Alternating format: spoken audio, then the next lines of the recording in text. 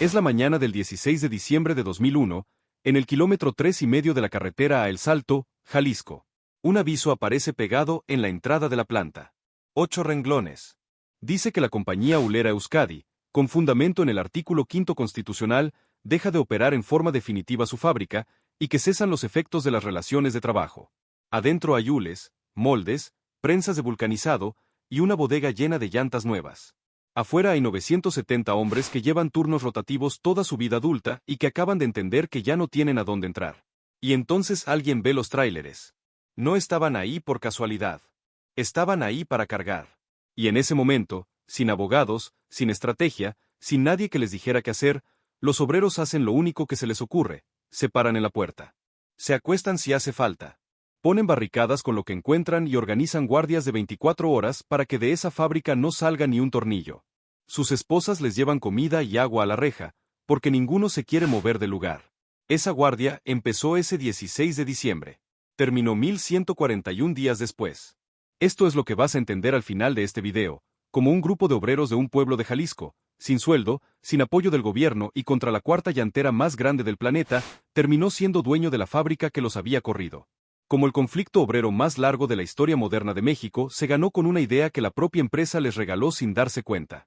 ¿Y por qué esta historia, que casi siempre se cuenta como un final feliz, tiene un último capítulo del que casi nadie habla y que cambia por completo el sabor de todo lo anterior? Estás viendo Expresas MX, donde desarmamos las empresas que construyeron el México industrial hasta el último engrane, y hasta el trabajador que lo movió. Si esta es tu clase de historia, suscríbete y dale like, porque el ascenso de Euskadi tardó 70 años y la caída se decidió en una sola mañana de diciembre. Y para entender el tamaño de lo que se cerró ese día, hay que saber que era Euskadi antes de que fuera un campo de batalla. El nombre venía del País Vasco. Ángel Urraza, un vasco que llegó a México y se metió al negocio del hule, empezó fabricando tacones y zapatos tenis en los años 20. En 1931 construyó en la Ciudad de México el edificio que durante décadas se conocería como la planta número 1. En 1933 firmó un contrato con la BF Goodrich para fabricar llantas en México con tecnología, materiales y supervisión técnica de los estadounidenses. En 1936 se acordó la fusión. La parte mexicana puso el 65% del capital, Goodrich el resto, y de ahí nació la compañía Hulera Euskadi, sociedad anónima. Para los años 50, Euskadi era la llantera número 1 en ventas de México. Sacó la primera llanta sin cámara del país, la sellomática. Abrió plantas en el Estado de México para losetas vinílicas, para llantas de bicicleta, para bandas transportadoras y mangueras. En los 80 tenía casi 4,000 empleados repartidos en todas sus plantas. La marca estaba pintada en las bardas de las carreteras, en los calendarios de los talleres, en la memoria de cualquiera que haya visto a su papá cambiar una llanta a media carretera federal. Pero la joya llegó en 1971. Euskadi empezó a construir la planta número 4. La instaló en El Salto, Jalisco, a menos de 30 kilómetros de Guadalajara, y la hizo para llantas de pasajero y de camión. Cuando arrancó era la fábrica de neumáticos más avanzada de América Latina. No la más grande de México. De América Latina. Y 30 años después, ya entrado el año 2000, seguía siendo de las más modernas del continente.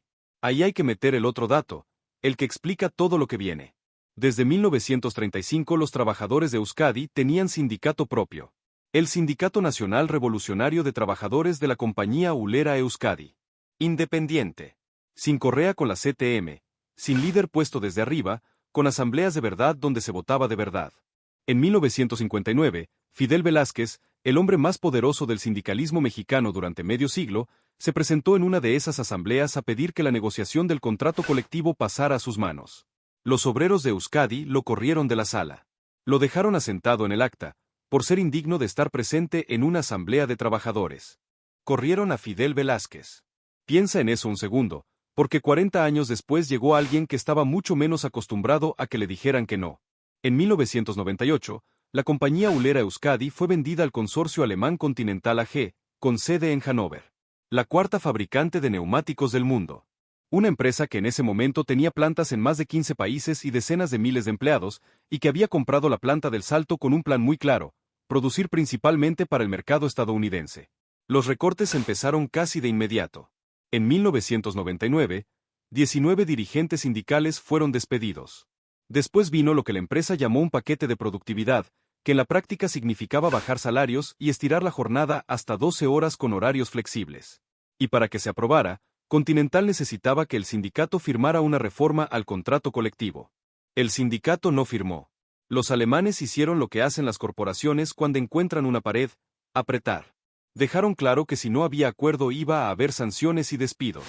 Y en el año 2001, en elecciones internas, los obreros del Salto respondieron eligiendo a Jesús Torres Nuño y a la planilla roja, una planilla que se presentó con una sola plataforma: resistir la embestida de Continental.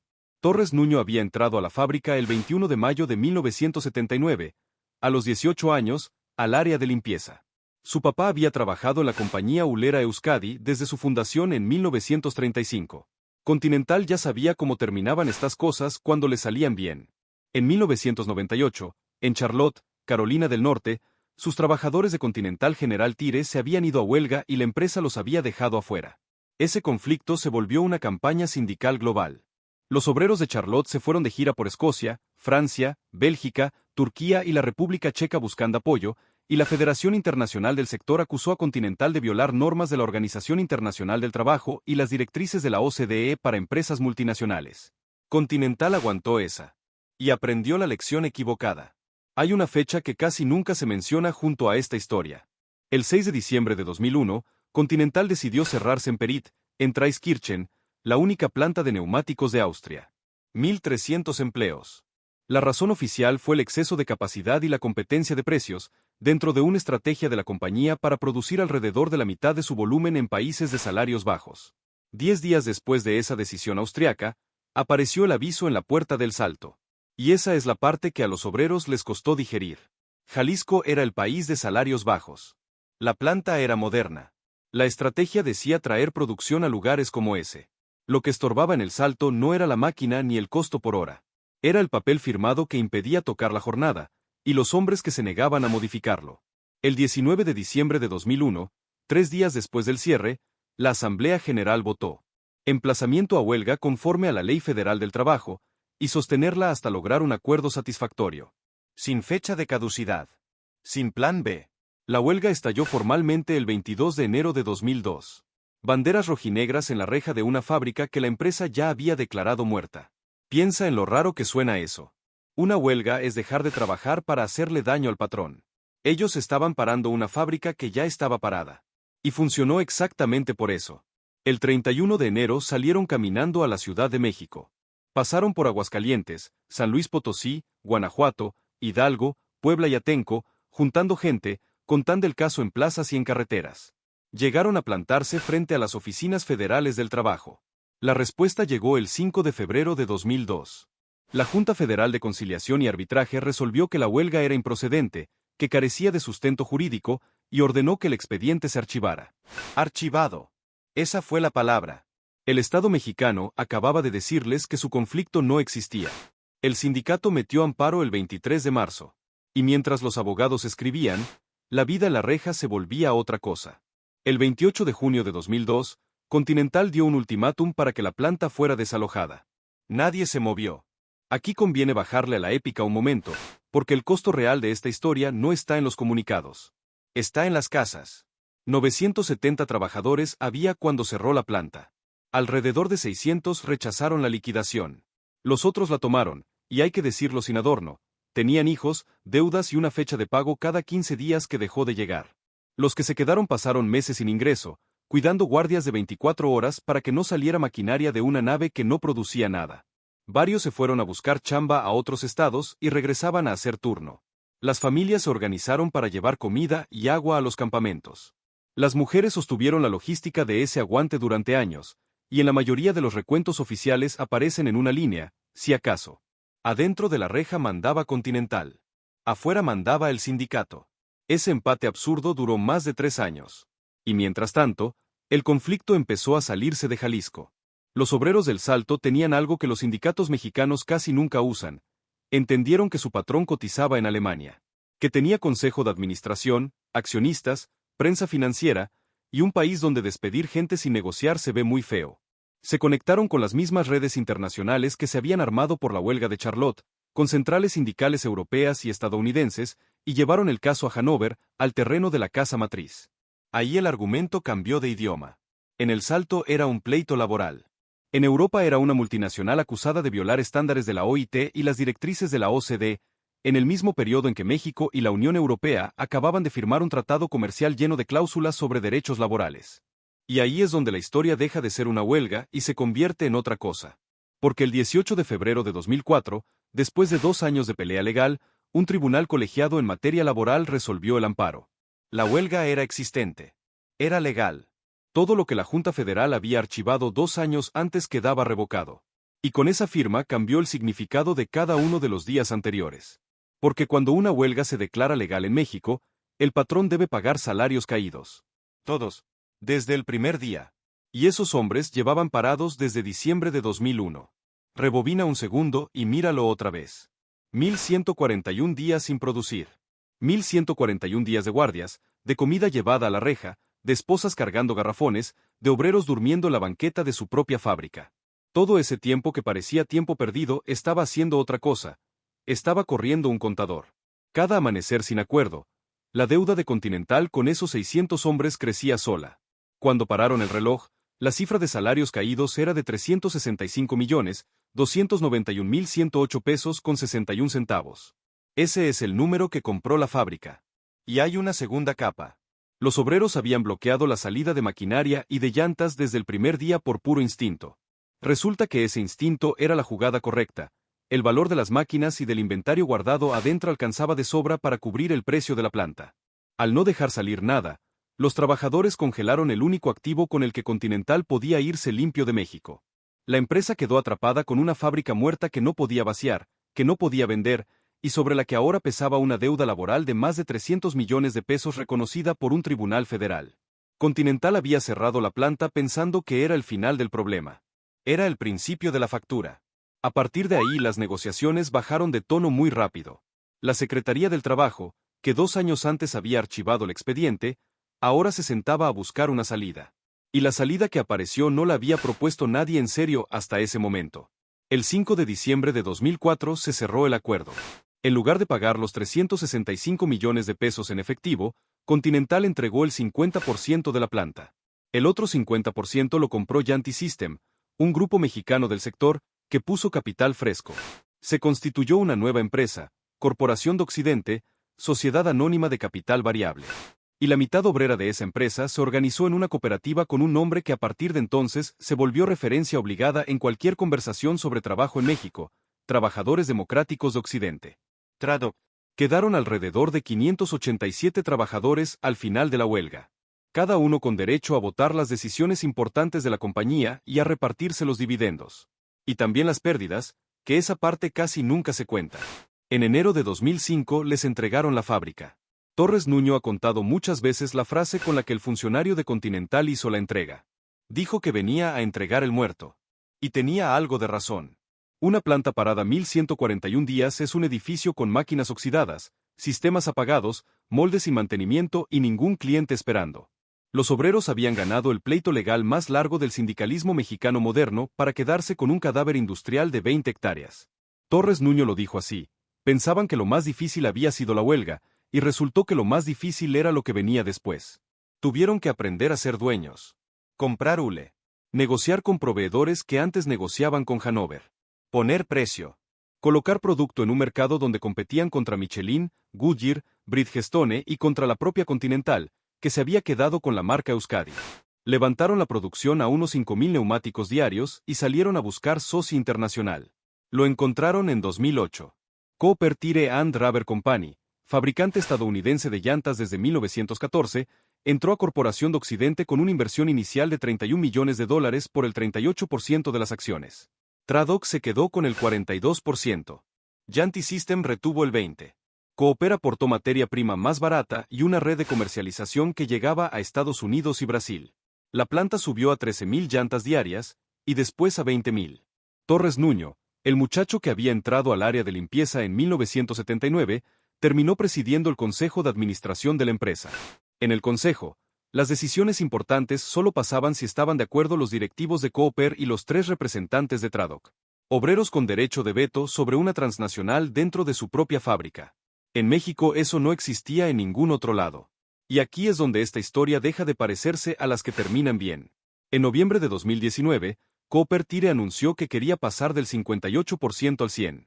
Tradoc, que para entonces conservaba el 42% del negocio conjunto, llevó la decisión a asamblea de socios, como se hacía todo desde 1935. La mayoría votó a favor de vender. La operación se firmó el 1 de noviembre y se cerró el 27 de enero de 2020. 15 años después de haber ganado la fábrica, los obreros del Salto la vendieron. Puedes leer esa decisión de dos formas, y la historia honesta la sostiene al mismo tiempo. Una lectura es económica. La industria llantera es un negocio de escala brutal, la inversión necesaria para seguir compitiendo era enorme, la mayoría de esos socios rondaba los 60 años, y vender significaba capitalizar 15 años de trabajo y asegurar el empleo bajo el paraguas de una compañía global. La otra lectura es más incómoda. La cooperativa que se había vuelto símbolo internacional del control obrero terminó firmando el traspaso completo a una corporación estadounidense, y los 1.100 socios que trabajaban en la planta pasaron a ser contratados por Cooper Tire, con un sindicato nuevo regido por el contrato ley de la industria olera. Los mismos hombres que en 1959 corrieron a Fidel Velázquez de su asamblea terminaron dentro del esquema contractual del que se había mantenido fuera durante 85 años. Tradoc no desapareció. Conservó la marca Blackstone y su comercialización. Pero la fábrica ya era de otro. Y todavía falta el último golpe. En 2021, Goodyear compró Cooper Tire. Completa. Es decir, la planta que un grupo de obreros mexicanos le arrancó a la cuarta llantera del mundo después de 1.141 días de huelga hoy pertenece a la primera. La marca Euskadi, esa que Ángel Urraza registró con el nombre del País Vasco en los años 30, sigue existiendo. Sigue vendiéndose en México. Y sigue siendo propiedad de Continental, la empresa que puso el aviso en la puerta. Lo que queda de todo esto no cabe en un balance. Queda el precedente jurídico. El fallo de febrero de 2004 marcó a los tribunales laborales mexicanos. Una empresa no puede cerrar unilateralmente una planta y dar por muerto un contrato colectivo sin que eso tenga precio. Ese fallo se citó durante años en otros conflictos. Queda el manual. Los obreros del Salto demostraron que un sindicato mexicano puede pelear en el idioma del capital, ir a la matriz, tocar la reputación, usar los tratados comerciales como herramienta, convertir un pleito de reja en un problema de consejo de administración a 9.000 kilómetros de distancia. Queda una biblioteca completa. Sobre esta huelga se escribieron tesis, libros, documentales. Testimonio de una victoria obrera del siglo XXI, publicado en Guadalajara en 2008. Estudios de fundaciones alemanas sobre el papel de las mujeres en el conflicto. Artículos académicos que siguen preguntándose cómo diablos pasó. Y queda el Salto. La planta sigue ahí, en el kilómetro 3,5, produciendo millones de llantas al año. Los tráileres entran y salen con normalidad, como si esa reja nunca hubiera tenido barricadas. Muchos de los que hicieron guardia ahí ya están jubilados. Cuentan la historia en las cocinas de sus casas, en el municipio donde todos se conocen, y sus nietos escuchan la parte de las banderas rojinegras como quien escucha una película. Hay un patrón en esta historia, y vale la pena decirlo sin adorno. Continental cerró la planta calculando que el tiempo jugaba a su favor, porque el tiempo casi siempre juega a favor del que tiene dinero. Un obrero sin salario aguanta semanas. Una corporación aguanta décadas. Ese cálculo es correcto en el 99% de los casos, y por eso las empresas lo hacen. Lo que pasó en el Salto es que 600 hombres aguantaron más de lo que cabía en la hoja de cálculo. Y al aguantar, convirtieron el tiempo en la única moneda que tenían. Cada día de más era deuda del otro lado. Ganaron porque no se movieron de la puerta, y porque cuando por fin se sentaron a negociar traían encima 3 años que ya nadie podía borrar del expediente. Después vendieron. Y esa parte tampoco borra nada. Fueron dueños 15 años de la fábrica que los había corrido, y esa vuelta completa no se la ha dado casi nadie en la historia industrial de este país. Si trabajaste en Euskadi, si tu papá o tu abuelo hizo turno en el Salto o en la planta 1 de la Ciudad de México, si conociste a alguien de los que hicieron guardia en esa reja entre 2001 y 2005, o si simplemente creciste viendo esas llantas en el taller de la esquina, déjanos un comentario. Dinos la planta, el área, el año. La gente que estuvo adentro sabe más de lo que pasó ahí que cualquier resolución de tribunal. Suscríbete, porque este archivo apenas está empezando. Y en México hay muchas más fábricas con historias que nadie contó.